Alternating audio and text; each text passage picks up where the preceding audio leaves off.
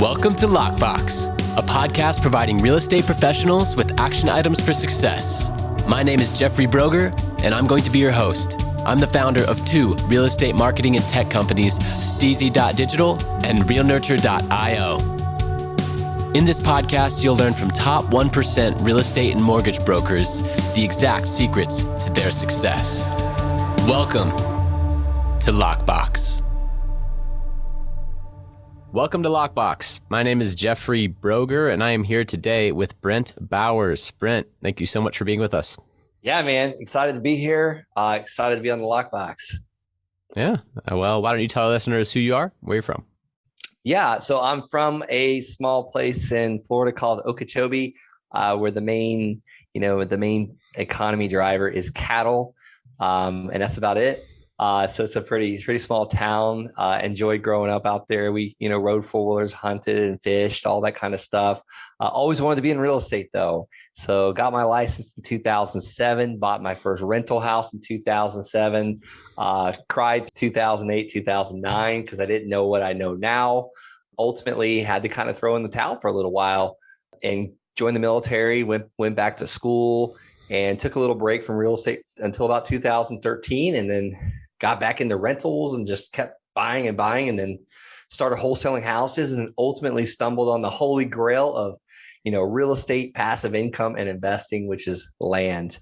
And here we are today. Yeah. Very excited to talk about all of the things you just mentioned and really dive into what you're doing today. But first, what was that first experience with real estate? You mentioned that you bought a rental property or two and then the recession hit, but that's kind of fast forwarding to the point where you already own rental properties. What was that very first exposure and you saw the power of real estate as an investment? Yeah. I mean, I'll tell you, I always thought real estate was an awesome thing. I knew that was one of the many guaranteed ways to getting wealthy and doing well. And I always wanted to be somebody. I love entrepreneurship. I had a business from the time I was in sixth grade. My grandpa left us a broke down lawnmower on our porch, our carport. And me and my dad fixed it and got it running. And I started mowing the neighbors' lawns all over the neighborhood. I started out actually before we even fixed that mower, with using the neighbor's lawnmower. And the neighbor was kind enough to see, and most people, I find most people in life want to see you succeed. The neighbor was kind enough to want to see me succeed by allowing me to use her mower on other people's houses. Wow. So ultimately I started my business before I even had a lawnmower. And then I was like, okay, I saw what people were doing in real estate. I didn't really understand it. I thought I needed a real estate license. So I graduated 2004 from high school, built a heck of a lawn business by then. And I was about to hire somebody because I just couldn't keep up with all of it. So my dad ultimately came out with me and invested in the company. And I started studying for my real estate license. And it took me 3 times to pass that crazy test. I'm not a test taker. I'm not a good student. And a couple of hurricanes went through. So it just kept things kept getting in the way. And I finally just did it. I'm like, okay, I'm going to finally do this. I did a cram course, got my license, joined a brokerage within the first week. And then when the first couple of weeks within that brokerage, one of my sister agents, I was actually with Exit Realty. She recruited me. And she listed a house and I put an offer on it. The second she listed it, and the sellers accepted it. And I had my first rental and I learned, everything not to do with a rental, and then that was about 2007, 2008. And, it's funny. I was in the gym today I'm in the gym every day, but, today was a special day. One of the gentlemen was talking to me and he's like, you're really going to be in trouble in real estate when this economy crashes. And I was like, why? Why do you say that? He goes, you're not going to be able to buy any more real estate. I said, I'm going to buy so much real estate because that's when it goes on sale. That's when it's on sale. You won't find money. And I said, I don't need money because everyone's going to have loans on it. And I'm going to figure out a way to catch their loan back up and take over that property and control it. And it's just so negative. But that was me in 2008. I was like, I can't do this. I threw in the towel and I quit. So That's my Okay, story. great story. I appreciate you sharing that. And There's a it is lot so more. true. Yeah. Oh yeah. Sorry. I mean, Keep yeah, going. you're talking about 15 years ago, and this whole history of getting into real estate in 2 minutes or whatever. But of course, there's a lot more. But I appreciate you telling that story. And, there is that negative sentiment and that fear. Oh, we're at the top of the market, this and that. But if you look at one number, which is inventory, you know that we are underbuilt and are in the great American housing shortage right now. So I don't see housing prices going down just based on the simple theory of supply and demand. And, there's not this huge 30-year plus bubble of subprime loans that are ready to pop. And, there's not all these major tailwinds that are forcing a recession, right? Like Yeah. we're in a really interesting point because we've seen so much asset price inflation over the last 10, 12 years in real estate. And typically it would cycle back down. But there are all these other factors that are just continuing to push those prices up. So yeah, I find it interesting when people are acting out of fear. They've been waiting for the big recession since 2016. They're like, oh, it's Yeah. going to come. Oh, this year. Oh, this year. Oh, this year. Like, I'm not a perma bear. I believe that, things are what you make it. And there is opportunities in any market, similar to you, right? And so, Absolutely. yeah, I totally hear you on that. So, talking about the journey of going through what you've been through and then now getting into wholesaling, buying and holding, and land, what's the single most important action that you've taken on a daily basis that attributes most to your success? You know what? I mean, you said it. It's action. It's just you're never going to have all the answers. You just gotta, you have the answers you need for today. Tomorrow's answers will come tomorrow. It's like we can't see around the corner. Like our headlights of our vehicle are only made, what do they shoot out? Maybe 150 feet, 300 feet max. There's a Mm-hmm. reason why they're that far because we don't need to see that much further ahead. We only need to see it, far enough to get us to that next point. And I think most people want to have all the answers before they actually take any action. They want to listen to all the podcasts and read all the books. And before they know it, they're like 3 years down the road and they haven't done anything. So I am fine. And I understand I'm never going to have all the answers, but tomorrow's answers will appear, when I need them tomorrow. And if I don't have them, somebody else will type thing. So it's just taking action when you can only see so far, not quite around the corner until you step around the corner. And I think that's where people make mistakes. They think they have to have all the answers, and you're never going to have all the answers. You're always going to make mistakes. You just need to fail forward. Yeah, I think you brought up a few good points there. Number one, I love the headlight analogy. You only need to see the next step, right? You only need to see so far ahead of you to be able to take action and put one foot in front of the other towards your next step towards the goal. And then the other thing that you mentioned, not in these words, was having faith that once you take that next step, now your headlights will be a little bit farther down the road and you'll be able to take the step after that and the step after that. You mentioned going to the gym every day. I also work out, 5 to 6 days a week. And there's something about being in the middle of a 20, 30-minute circuit workout, just a grind. And you get to this point of failure with your physical body where it's not doing what you want it to do. And you have to start breaking things down like, I'm a third of the way there. Okay, five more reps for this set. Okay, 2 more. And you start doing these weird little math tricks to kind of psychologically and just get to that next movement. Okay, 1 more. Hey, okay, wait, we're on the last round, right? And I find myself talking to myself to get through and get past this hurdle and this barrier that I'm experiencing. And it's so relevant for me as well in the business world, right? Oh, this went wrong, that went wrong. But you just keep breaking things down into bite-sized pieces and trudging forward and moving forward. Have you experienced that as well? Oh, man. Yeah, absolutely. And let me ask you, Jeffrey, when you're about halfway through that workout or maybe done with the workout, do you have ideas in your mind, or maybe you've been afraid to make that phone call out of fear of rejection or fear of failure, or not sure what to say, or maybe it won't go good. And you're halfway through that workout and you're like, you know what? Heck with it.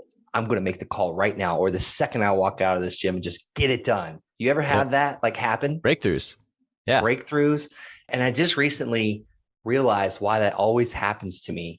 and I would say always, at least 9 times out of 10, I'll be afraid to make this call to this big developer or this big time banker or this investor that just intimidates me because I'm just a small, normal dude. I don't want to call this guy or this gal. They're doing so well or whatever it might be. And I'll be halfway through my set or whatever, just start working up a sweat or my heart's pumping. But I figured out it's endorphins that are basically the exact reverse opposite or the antidote to cortisol. And cortisol is fear in our mind. It stops us, it holds us back, it pauses us, it doesn't allow us to take action or move forward because we don't know the answers. We're fear of failing or fear of rejection. But that little thing, this amazing miracle in our body, endorphins, that's provided by, walking fast or doing some quick sprints or maybe even a jog or lifting weights in the gym or that set or CrossFit or whatever the heck you do, just get moving. When I'm afraid to do something, I just get moving. And I never knew that until probably the last couple months now. It finally worked out. It finally clicked. That's powerful. Do you listen to much Tony Robbins? I do. Big fan. He talks about state change a lot and controlling your state. I am a big Tony Robbins fan. I'm re-listening to Personal Power right now. I have access to a bunch of his courses I've purchased throughout the years, and I'll cycle through different stuff that I listen to as a part of my morning formula. It might be just a list of motivational videos that day or a specific course that I'm working my way through and just making breakfast, Tony Robbins' concept of no extra time, right? When you're just doing other things and your hands are busy, but your mind is free. Yeah, dump some good stuff in there, right? And so I was listening to Personal Power the last couple of days, and he's talking about the number one most important thing to determine success is controlling your state. And his state management philosophy is what you're focusing on, the language you're using, and then your physical body, the moving. You go from having a resting heart rate of 45 or 50, you go move, you get that heart rate up to 120, 160. Your brain and your body experiences a different state of reality, right? And this is what you're talking about, getting those endorphins released, getting the dopamine released, these breakthroughs that happen when you're in these states and you're thinking, oh man, I got to go do that right after this because you are now in this elevated state of mind. And the cool thing about all of this is that you have control over it, right? You control what you focus on, the language and the self-talk that you are talking to yourself about. And then also you control your state. I mean, if you're feeling a little stagnant, you can go for a walk, go for a jog, you feel different now. So I find that very empowering, and I'm really glad that you mentioned it. Yeah, man, it's been incredible. If anybody doesn't get anything out of this podcast, just that one thing alone right there will change your life. And it's the state change that Tony Robbins always talks about. And most people don't understand that. Like, why is he making me jump around in these seminars? And I always felt stupid doing that, by the way. Every 30 minutes, you can't sit down, you can't barely start writing. And he's like, all right, get up. I bring my team and my wife, and I'm like, I want to put my hands in my pocket and melt in my chair. Right. But I understand why he's making us do it type thing. So I do it every day in my gym or my workout or my run type thing. So you can bring that home, and just that one piece will change people's lives. Yeah, absolutely. So we definitely have a lot of alignment on our, focus, on state, on, physical habits as far as working out. I'm curious to learn more about what you're doing today in the real estate space, because you alluded to something that I find fascinating. You said you have kind of gone through the different levels of real estate investment and graduated to the amazing world of land and land flipping, right? And so I would love to just hear more about that. This is one of my favorite topics right now. Yeah, I'll tell you, I've house hacked. I've bought multiple rentals. We have apartment complexes. We've bought and sold mobile homes. We flip houses. But I'll tell you, the best thing that I ever could have come on me was the simplicity of land. We buy land at crazy massive discounts, and we turn around and sell it to others. Whether we flip it to a builder that's looking to build a house, or maybe we'll build a house on it. We're building 4 houses right now. A buddy of mine is building 88 houses in Nashville, Tennessee, but it all starts with land. Everything starts with land, whether the mobile home park or the storage unit business or the RV park or the housing development, it's all going to start with land. And most people don't realize how you can make passive income or a monthly paycheck on land without anything on it. And it's really simple. You get it at a discount and you sell it for a little more with seller financing. That's my preferred method. And yes, we're buying it way cheap, like, 30, 40, sometimes 50 cents on the dollar, and selling it for 100 cents on the dollar retail, and, charging 12% interest. So if I borrow, say 40 grand from my mother-in-law at 6% interest, and I sell the land for 110, because that's what it's worth at 12% interest, how often can I do that arbitrage? You basically never, ever run out of money, because there's always somebody out there that's got 10, 20, 30, $40,000 that does not mind lending the money for an asset that you're getting under contract for 50 cents on the dollar, or you just assign that contract, or you buy it with hard money and flip it. But something we've graduated into as well is, because yes, passive income's great, but I'm an entrepreneur. We're always growing. We're always building. And we started building houses, and we're looking at another 36 acres to develop. We're developing 38 townhomes on the land we own. So it all started with that first $285 land purchase that I sold the next day for $5,000. And then we just kept building on it. The second one we bought for 500 and sold for $5,000. But that second one was where my paradigm shifted. We started seller financing that. I got my down payment of $500. I got my money back out of the deal. And then I seller financed it for $400 a month. And my truck payment was covered. And then we did another one, and my wife's car payment was covered. And then we just kept doing it until we hit almost $9,000 a month in 10 months time. And that ultimately allowed me to get out of the military. And I had a huge why. I wanted to get the heck out of the military, because I was always gone, always away, always deployed, always training. My 8.5 years that I was in the military, I was maybe only home 4 of those years. My first wife was done with it. She got tired of that. And she's like, I'm out of here. Another lady, we get married. She's the love of my life. We have babies. The first 2 years of my son's life, I was only home for 6 months of it. So I had a massive why to get out of the military. So I built the passive income with the land, and that paid our bills, gave me time freedom, geography freedom, because it didn't matter where I live now, because we're paid every month. And then ultimately, financial freedom. So that's why I call it the holy grail of investing, because it's the water is not red yet. It's a deep blue ocean strategy. There's still so much available land out there. Well, first of all, thank you for your service. Yeah, thank you. Appreciate you being a part of our military, and really appreciate you giving that time, like you mentioned, time away from your family, from your children. So thank you. And also, what an amazing accomplishment to not only do that, but also on the side, focus so much on building passive income to be able to replace that and transition out gracefully back to the workforce, right? I mean, now you have this thriving land flipping and investment business, and you're doing well. So commend you on that. And my question is, are you now kind of giving this information out to the world, like teaching it? Are you offering coaching? Are you accepting capital and kind of, syndicating these deals or putting things together at a larger scale?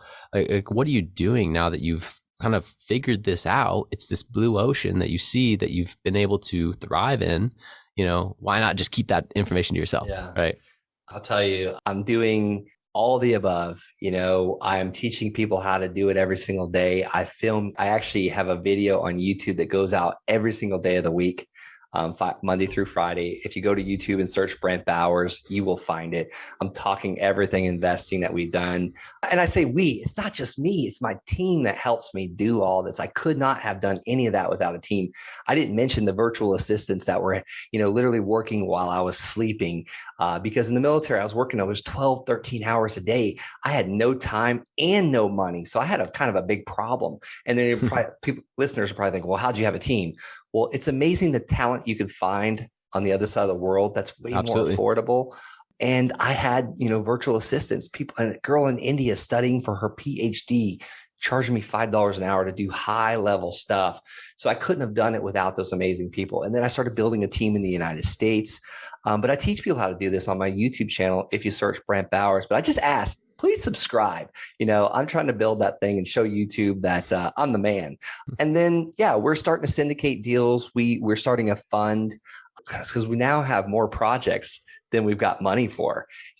I still run out of money. So Wow. that mother-in-law example I just gave you, I literally just bought land with my mother-in-law, which is amazing. She's part of the deal now. She gets to see what's happening, because ultimately we're going to buy it, flip it to a builder. We just decided, you know what, we can make $15,000 net profit a lot because we got them at 50 cents on the dollar. And I was like, we can double our money in 90 days. Or what if we tripled it in 1 year? So we're going for the home run, man, because the expenses are covered. And I also teach people how to do this. If someone's looking for coaching, I'm a wholesaling Inc. coach. So they can head on over to wholesalinginc.com/land. Appreciate you asking that.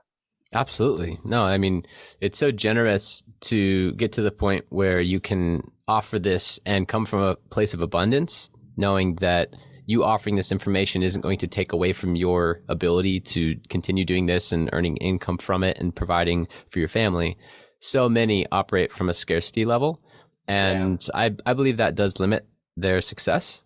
The whole point is to get to the point of your journey where you understand something so well that you can teach it, which also then reaffirms your knowledge of it.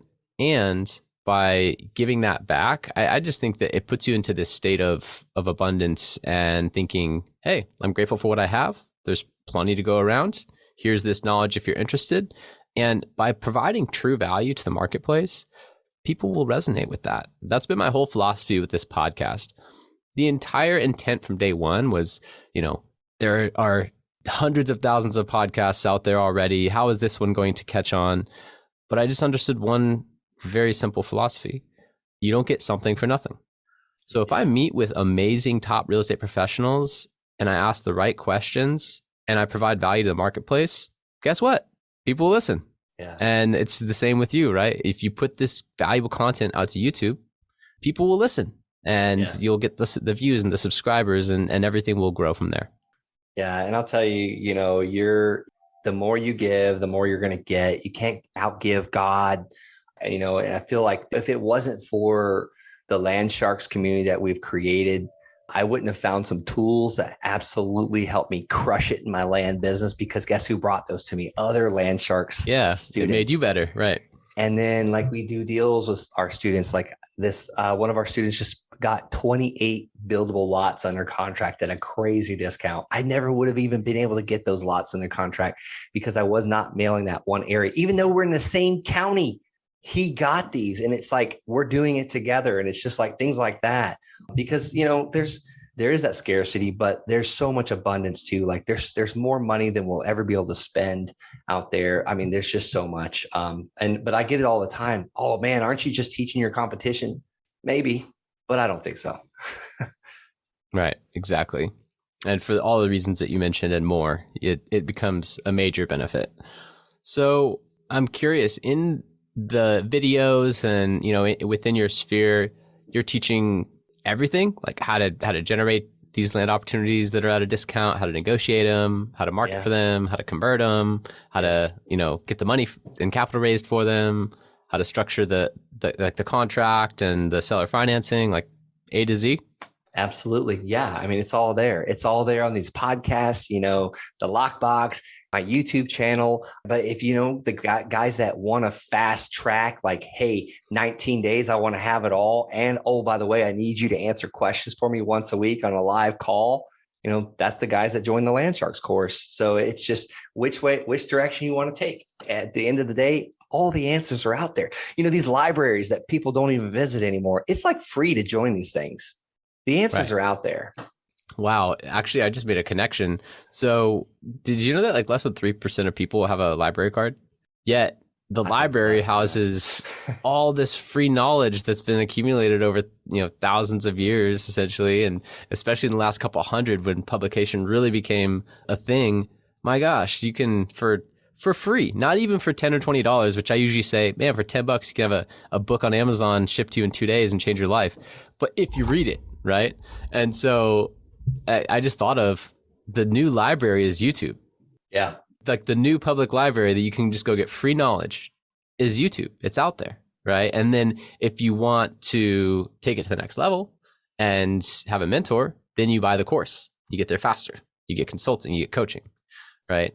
And I find that pretty interesting. So to move back to some of your entrepreneurial habits, I'm curious if you do have 1 to 3 books that have greatly influenced your life or career.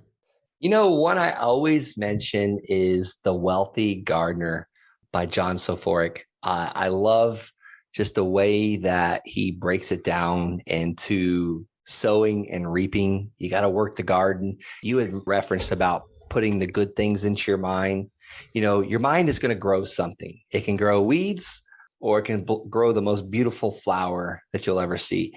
And you got to tend that garden every day if you want it to grow those flowers. But the weeds will grow whether you do anything or not. And the weeds are like, I don't care if you're a Republican or Democrat, but I call the weeds like Fox News and CNN, or the naysayer in the gym that told me I'm going to fail here very soon. And the fertilizer and the weeding and the pulling and the reaping, or in the sowing, I should say, are, the Tony Robbins and the Jim Rohn and the reading the right books. So, and the Bible, we have everything we need. We just choose what we should put into, like we put in our bodies, crap in, crap out type thing. Yeah, absolutely. And on the news point, I couldn't agree more. I've been saying this to my mom for like 15 years. I don't know, since I was a kid, like teenager. I'm like, Mom, why do you watch the news? It's garbage. Like you wake up, and as a condition, you start doing the dishes. It's like 5:30 in the morning because you just always wake up way too early and start banging dishes around, when I was living at home. And I hear the news. It just flicks on just as a habit. It's in the background, and it's just pouring negativity in.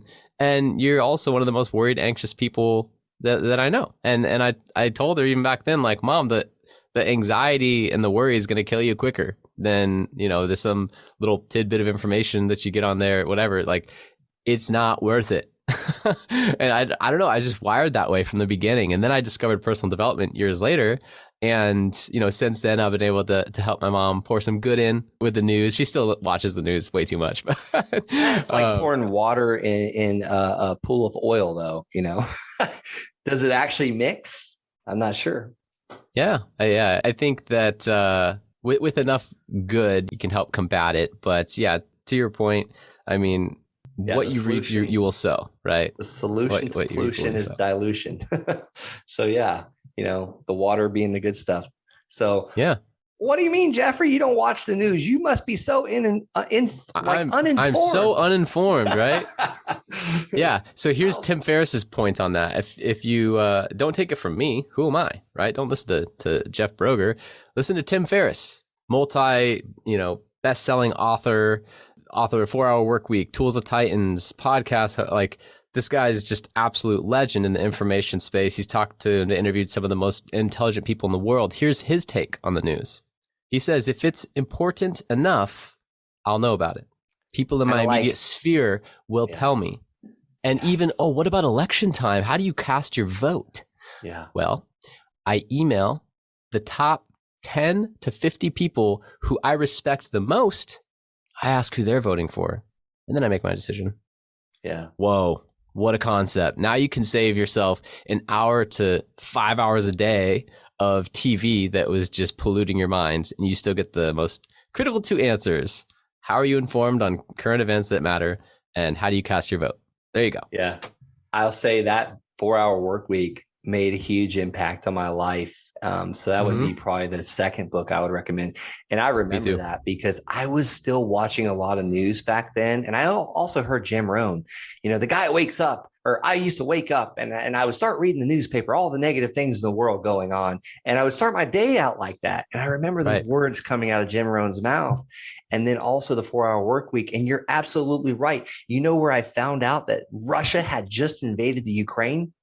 As soon as I walked into the gym, everyone's watching the TV. So I didn't have to turn on the news at home to find that out, which is terrible, by the way. I can't believe that's what, like, at this day and age with what we know and how we can communicate. And it's just a lack of communication. But you do not have to watch the news, and we might have just lost half your listeners. But hopefully, no, that's all right. Yeah, we don't have to get into the whole current events topic of the Russia-Ukraine conflict and however you feel about it. But the sentiment on, reaping what you sow and putting good things into your mind, including books, audio, even just meditating, just clearing space, having nothing, right? And getting your breath work in so that you can let those insights and let your mind and your subconscious speak to you. I heard one concept from a meditation study that I did. It says your mind talks and shouts and your heart whispers. You have to get really quiet to hear what your heart is trying to say, right? So I thought that was a really cool concept with meditation. Like, we have constant stimuli all the time. The average person sees 5,000 advertisements a day. So, I mean, why not clear out some space there, So, I would love to now focus on something that is a little bit of a tough topic for some and a totally fine topic for others. But I'm curious, from the outside looking in, it seems like linear path to success. Military, transitioned out, land flipping, and, now you're doing amazing things. But is there a failure or an apparent failure throughout that process that really sets you up for later success? I mean, do you have like a favorite failure of yours? I mean, we probably should pause for your sponsor though, right? That advertisement you're talking about. No, I'm just kidding. There's so many. I fail every day and I still do. The first failure I would say is throwing in the towel in real estate. I quit. I gave up. I was a quitter. But before that, I had to move in with my in-laws because here I am. I have a real estate license. I own a rental property. I had a business that was paying very well. Ultimately, had to sell my truck, buy a smaller car, move in with my in-laws. And it was tough. Like, I literally was eating humble pie every day and ultimately had to tell my landlords, like, we're not gonna be able to pay you next month. So we need to break lease. And then I had to pay that big fee for that breaking of lease. So it's like, I just kept getting punched. And I felt like for a while there in 2008, 2009, I just couldn't win. And I finally started doing well. I was in this multi-level marketing company as well while doing real estate, while driving renters around in my car all day. And maybe I'd make $300 a week, but I started hitting like branch manager, really good sales. We were helping people pay off their mortgages. It's called the MMA program, the money merge account. And then I finally hit branch manager. I hit 25 sales and I was finally doing well. I had all these payments coming in. I was like, I'm coming out of this. And that next day, they started locking up all the lines of credit. And these lines of credit was how people were using to pay their mortgage. It was basically, it's been so long since I've explained it, but we were trading simple interest for compound interest. And it was all these algorithms that would work. And I had people paying on their mortgage off in like 6 months, 30-year mortgages, like all this debt in 6 months. And so it worked. And it's like someone ripped the rug right out from underneath me. And then I had to join the military because it's like, I can't keep doing this. So, and then I'm on my first deployment, very shortly after the military, went to basic training, the AIT, and then deployed as soon as we moved to Germany. And then I'm home for a year and then I'm back again, gone again for a year. And my second failure was my divorce, because like, it was like, you're always gone. Like, I'm out of here type thing. So that ultimately, like, I went in the military as a brand new E1. So I had to start over at 24 years old. And some people are like, well, they can probably listen to this like 24 years old, give me a break. But I was doing pretty well for many years and I had to start back over. So what did I learn from those failures? You always do a little bit better each time, and I had to go through that humble period because I just put my nose to the ground and made it happen. So, and I just know that was a tough time in life, but it makes like business so much easier. So I don't know if that answered your question, but I still fail every day. So with my wife, no, and it did. Children. And the thing at the end that you said, where personal failure or tragedy, trauma has made business seem easy, because it's like, oh man, if I could make it through that, I could make it through anything. And that's been my experience as well. I've had some radical perspective shifts in my personal life, and that made the things that I encounter in business, just it puts them in perspective. right? And I don't often think of those things or draw back to them on a daily basis. But when I have the time and I block out on my calendar a contemplation block, I can draw back. And if I'm going through some stuff with business, lost a client, this or that, whatever thing I'm experiencing in that moment, those negative emotions and the doubt and, oh, I don't know if this is working anymore. Maybe I should throw in the towel. If I have the time and the space set aside for me to really reflect from how far I've come to where I am today and the things I've experienced along the way on the personal and the business side, it just puts things in perspective. It's just, oh, this is a blip on the radar. And my gosh, if I could get through that back then, and now I'm even older and wiser, I could certainly get through this today. So I think that those personal failures, they really do help to shape and make you a stronger person for the business world. So yeah, appreciate you sharing that. Yeah, absolutely. Yeah. So is there a question that I should have asked you or anything that you'd like to expand upon from earlier? No, I mean, at the end of the day, no question, but if I could just, say anything to the listener, it's just, you know enough. Start taking action if you're not already taking action, and hire a team. Stop doing all this by yourself, and just have fun with others and enrich the lives of others. I didn't realize the impact that all this would have on my team. One of my team members just paid off her house. She's completely debt free.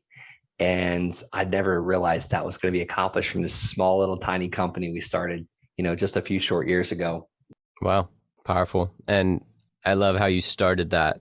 Just get into action. You don't want to be the person with all the books, with all the tapes, with all the access, and you never took action. Yeah. And I'll tell you, I'm a sucker for coaching, and I usually have a couple at one time. I buy a book. I feel like every day I'm reading multiple books right now, but I still take action all day long. There's a certain period I get up really early to read those books and study those courses. But during the workday, it's go time. Absolutely. I hear that. So how can listeners contact you if they're interested in learning more? Yeah, check me out on YouTube or Instagram. Brent L. Bowers is my IG handle. Yeah, that's a couple ways right there. Awesome. Brent Bowers, everyone. Land Sharks. Go check him out on YouTube and on social media. I certainly am going to. I'm very interested in this topic right now, and really appreciate having you on. It was an excellent episode, and I know my listeners got value from it. Thanks so much, Jeffrey. Thank you for listening. If you want to accomplish your real estate goals, then I highly suggest downloading my free Ultimate Real Estate Goal Setting Framework. The link is in the description of the show, and it will help you break down your annual income goal into the amount of phone calls, appointments, or open houses you need in order to achieve that goal. Thank you so much, and we'll see you next time.